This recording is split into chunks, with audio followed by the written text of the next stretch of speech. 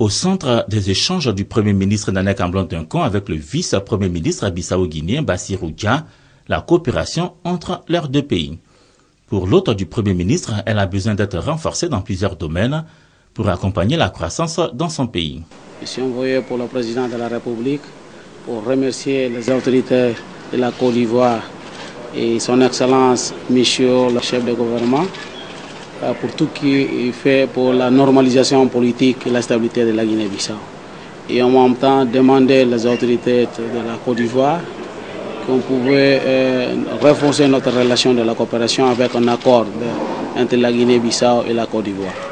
En domaine de l'agriculture, en domaine de la mine, et en domaine de la formation, on sait que la Côte d'Ivoire, il y a beaucoup d'expériences. Et en même temps, on a parlé d'un autre sujet, c'est le sujet de la pérégrination.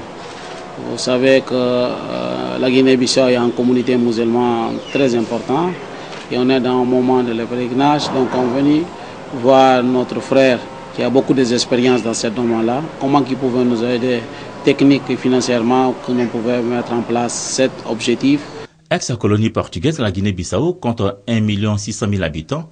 Elle a connu en avril 2012 un putsch.